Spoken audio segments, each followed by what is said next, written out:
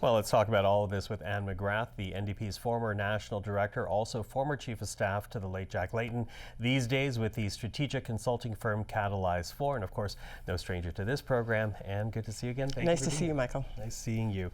Listen, you know, Ms. Idlout did not keep it a secret. She'd been talking for months now. The fact that the Liberals have been reaching out to her, asking if she would cross the floor to join the government. So does this really come as a surprise to party insiders? I don't think it comes as a surprise because we did know that we knew that she'd been considering it. We knew that she rejected the idea at a certain point, but I also know that there was a bit of a full court press to get her to actually change her mind and actually come over to the Liberal side of the House.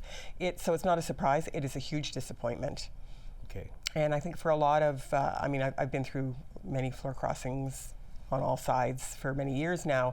And the thing that I know is I never feel too gleeful when I see somebody cross the floor to another side, even if it has nothing to do with us, because I know how hard people work to get these guys elected. And so what I feel like when I look at what happened with Lori is that her supporters, the members of the NDP, the volunteers, her riding association, what a huge betrayal this is to them. And not just her riding association, which I think is massive, but also I think people across the country, New Democrats across the country, were very excited by her.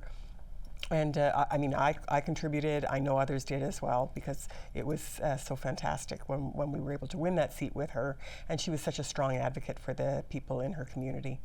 A strong advocate, as you say, and to hear it from her, though, you know, she does want to keep advocating for the people of Nunavut, and she essentially believes she can do so more effectively with the government than outside the government. What do you say to that? I'm not sure that that's true. I think that she will probably get a lot of perks for the next little while, but I think that basically being a backbench MP gives you a little less influence, I would say, than an opposition MP. And I think that she's had the NDP has not had a lot of seats in Parliament for the last several years now, but we've often been able to make a really big impact, definitely more than most of the backbench at the governing caucus. Mm-hmm, mm-hmm. Now, you talk about a full court press to get her to cross over. What type of outreach do you think was made here? I think that not only the Prime Minister, but many of the cabinet ministers and MPs were reaching out to her. They were calling her. They were, courting her, basically. And if you look, it's obvious that she's had private meetings with the Prime Minister in his office. We've seen the photos. And I saw today that she was sitting beside the Prime Minister in the House during question period. So I'm sure she's, and even if you look at the most recent floor crossers, they're going on international trips. They're getting special titles. There are things that come with that kind of a floor crossing, but I don't think it lasts. And I think that they will all find that they have much less of a voice now than they had before. Mm-hmm. Now, we did hear from Don Davies, of course, the NDP's interim leader, and he essentially said that these kinds of things need to be decided by voters. What party represents what riding. It shouldn't be decided in backroom deals. The pushback against that was from Karina Gould, former Liberal House leader, who says, well, this is the Westminster system. MPs are elected and MPs decide the best way they can represent their constituents. What do you say to that kind of pushback? It's totally true that it's a legitimate part of the system, the Westminster system. That doesn't mean that everything in the Westminster system is completely democratic. And I think that a lot of voters vote for a party.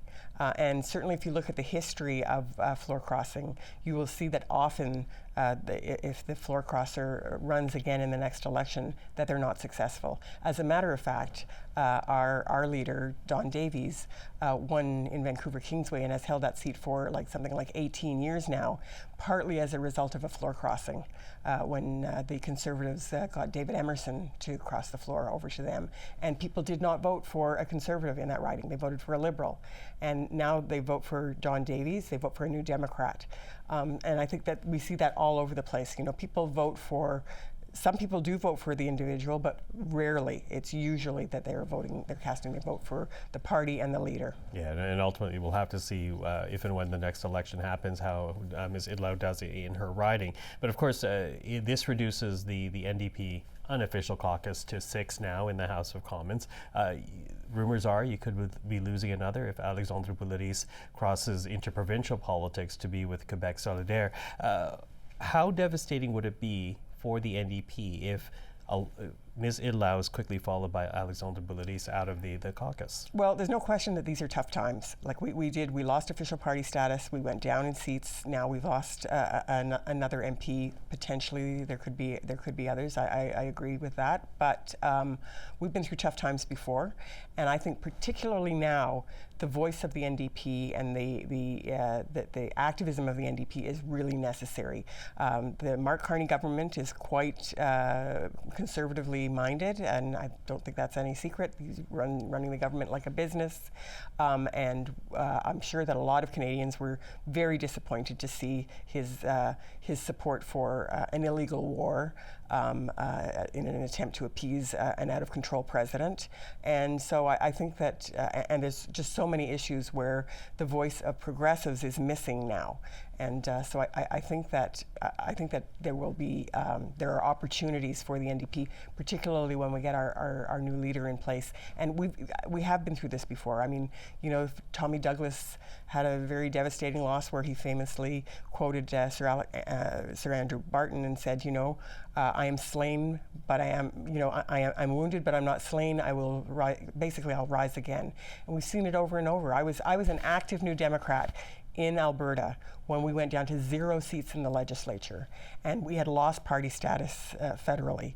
And years later, we formed a majority government in Alberta and the largest official opposition ever in our party in federally. So it's possible to rebuild, and I'm committed to doing that rebuild. So what does that mean then about what is needed in the next leader of the federal NDP? Because as you referenced right now, it started Monday, 12:01 a.m. The voting is now underway for the next leader of the federal party. Yeah. What is needed out of this next leader, given the existential challenge that the NDP seems to be up against right now? Well, number one, hard work. It's going to take a lot of meetings with small groups of people. I think reaching out and pulling people into the party. I don't think that we can be. I think that and healing divisions. There are divisions in every party, but certainly during a leadership, some of those divisions become very acute.